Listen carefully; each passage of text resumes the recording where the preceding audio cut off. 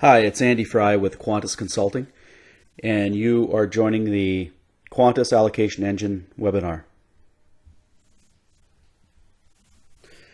So my name is Andy Fry. I'm with Quantas Consulting. I'm an Oracle Projects consultant. Have over 17 years of consulting experience, primarily in the Oracle Project Suite. And I work with companies in various industries, including pipelines, utilities, engineering and construction, oil and gas, professional services.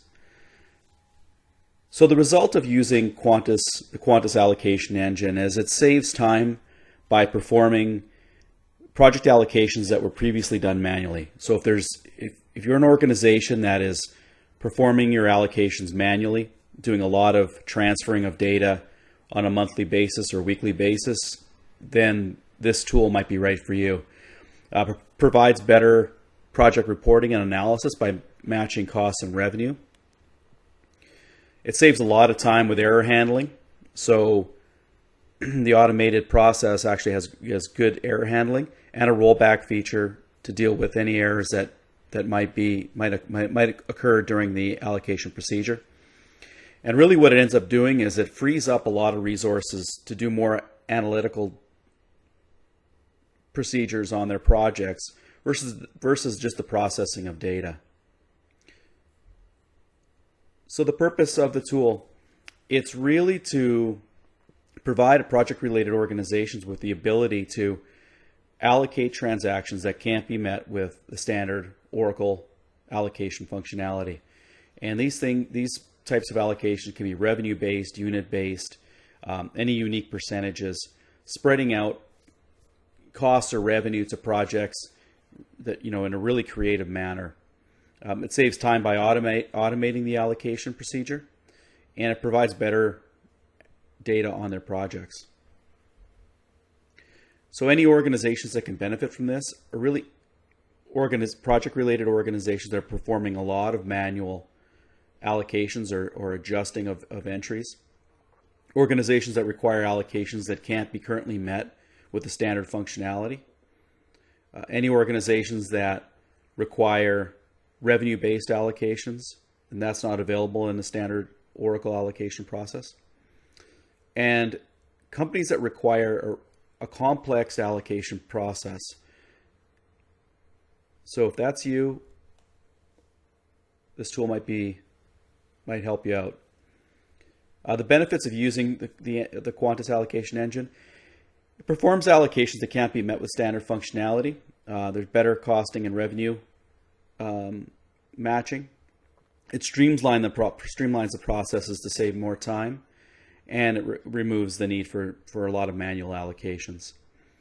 So the basic problem we're trying to solve here is Oracle Projects, the allocation procedure, only allows you to generate allocation transactions with a burden or miscellaneous expenditure type class. So when you create that that automated entry, even with the standard functionality, it's going to just generate your burden or miscellaneous allocation. So if you need to do or stamp those transactions with a usage or a time card, standard process doesn't do that. So the other downfall of the standard process is that it only uses the one expenditure type and one expenditure org on the allocated transactions. Extensions are available by Oracle, but there are limitations with that as well. And allocated transactions are all stamped with one transaction source. So what that does is it reduces the ability to be able to query an expenditure inquiry and determine what allocation process actually created this. So we're just going to jump right into the examples here. So here we have an example of a straight time card. So you can see here our transaction source is Oracle Time and Labor. We have two transactions for 8 hours, totaling 8 hours. And what we did here is we had a process that actually split out that 8 hours to the various tasks that it was to be allocated to. So I want to point out a few things here. One is we actually allocate out each transaction. So you can see here the first two lines represent, there was 2 transactions for 2 and 6 hours. They're split out based on a percentage. It maintains the expenditure type of the original transaction. It maintains the expenditure type class. So you can see we actually allocated out straight time charges. It has a unique transaction source, so we can identify that this is a straight time allocation. This is what this client wanted to name it.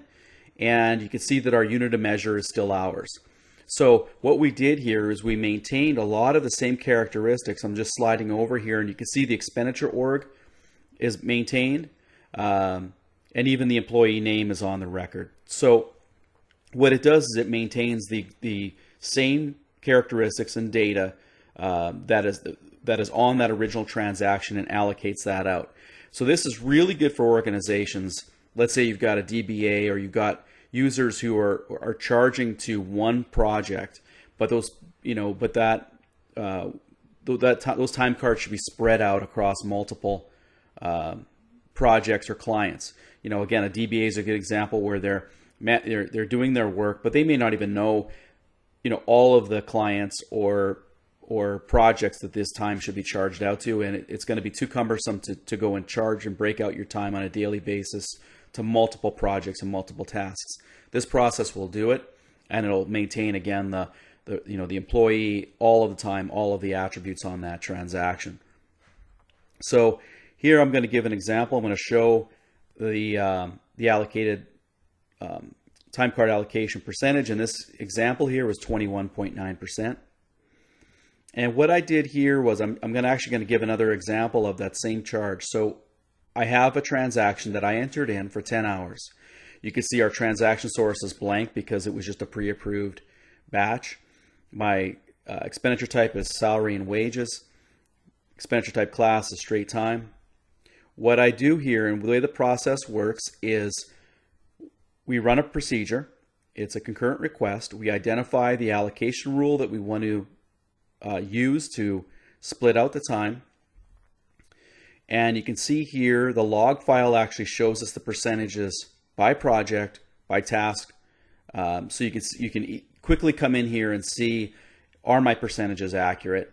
Or if you have to troubleshoot some of the allocated transactions, you can easily do that. And you can see here I have one transaction that was allocated because I have my 10-hour charge. And you can see my 21.9% of 10 hours is, of course, 2.19 hours. So again, what it did here, it allocated it to my project. It maintained the same information, expenditure type class, expenditure type, stamped it with a unique transaction source, and maintained the employee number. So that's really helpful, where we're not just dumping hours. If somebody needed to do some analysis on the charge, where it came from, who this person is, it's there. It's all on that transaction. The other transaction that's identified in gold, that's the reversal of the entry. So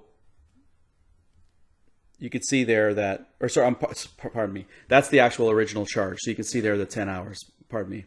So there's our 10 hours. And I'm just going to slide across so you can actually see the expenditure org is maintained. The expenditure item date is maintained. You can see a lot of the information is maintained on that charge. So I'm going to give another example here on the allocating of revenue. So here we have some revenue-based transactions. So what this client wanted to do was actually split out the charges, so we can see our revenue is generated, and what happened here is you can see that the transaction, the allocation that occurred, the unique transaction source, and here we have the offsetting entries. So in the previous example, we didn't offset that time card, and we could have, if that's what the client wanted to do, but they didn't. So they had their 10 hours and they split out their billable time. In this example here, the client wanted to offset their revenue. So they generated revenue, they allocated it out, and they need to offset it, which means reduce the source transactions. Of course, you need to do that for revenue, otherwise you'll be doubling up on revenue. So here you can see it actually reduced our revenue entries automatically. Has a unique transaction source, so we can identify the cost. It says site fee cost relief. That's what they wanted the transaction source to be called. It has a unique expenditure type and the amounts. And you can see here the entry didn't create any cost. So it was just a revenue-based allocation. So here is just one of the screens that actually stores the allocation percentage. So in our the example we just went through, we had this allocation that is going to be split across these 5 projects, and the tasks they'll be charged to, the expenditure types they'll use, and the expenditure orgs that will be stamped on those records, as well as the percentages. So there's various methods that we can use to actually allocate out our charges.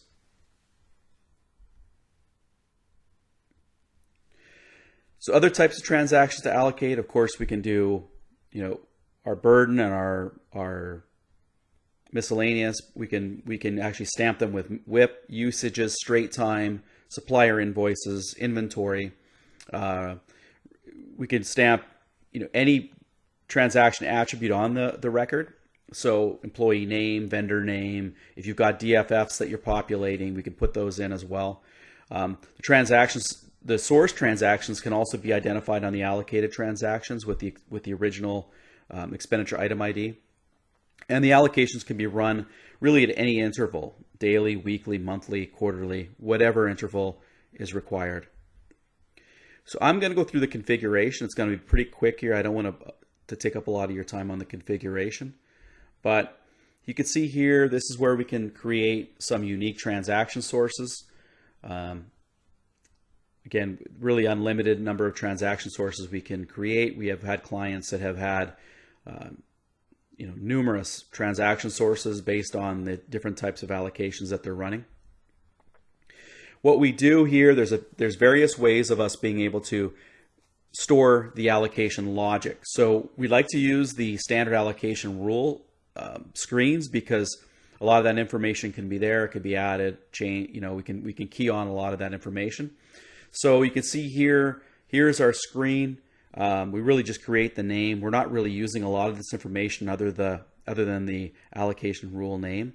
But you can see down at the bottom, for those of you who aren't familiar with this, you're only limited in the standard functionality. You're only limited to one expenditure or one expenditure type class and one expenditure type with those allocated transactions. So here we're populating that because it's required, but we're not going to use that information.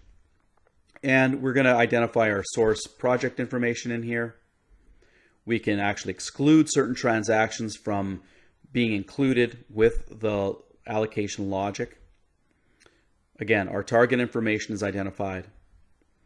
And here is again a allocation percentage screen that we've created to identify the allocation rule and the percentages. So here we can actually just list our rule and the projects and tasks that we want to have those transactions charged to. So it's a very, very easy way, once you set it up, to run this and have this running and distribute out either your revenue or your costs, or a combination of the two. So I'm just going to quickly touch on the rollback feature. So the rollback feature allows users, if they've created the allocation incorrectly, this might be where we're missing some revenue, or there's a lot of charges that haven't come through, but we accidentally ran the allocation too quickly, or before we should have. We're missing a lot of transactions. The user can roll that back, and what that means is the allocated transactions will actually reverse out, and any of the transactions that were originally picked up will be flagged so that they're eligible for the next allocation run. This is really valuable for month end, there's transactions that are missing. Somebody accidentally ran it. They notice that there's an error on some of the percentages that were there. They can roll it back, fix it, and then rerun it. So to summarize our webinar, the presentation that we just went through, we can allocate really any type of transaction. We can generate any type of transaction, including straight times, inventory, supplier invoices. We can use unique transaction sources. We can maintain any of the source transaction attributes. We can create revenue-based allocations, and the rollback feature allows for correcting of any major errors. So organizations that have used this tool, they've been able to better match their revenue and costs. They've been able to distribute and share revenue for items like packages or bundled services. A lot of other clients we've had that have used this, they're bundled services where they wanted to be able to split out that revenue and recognize that revenue on different projects. It's been a really good tool for them. They've been able to save time with upfront setup of the distribution percentages. It just improves better overall reporting. Saves time by letting the system do the allocations rather than doing it manually. And you're able to distribute out and allocate out costs or revenue. So if you do have questions on this tool, you're welcome to contact me. If you do want to check out some other tools that we have, you can check us out at quantasconsulting.com/articles. We have a few other different tools that we've built and clients have used, and they've benefited and saved time and resource time and improve reporting with those tools. So I want to thank you for your time and have a great day.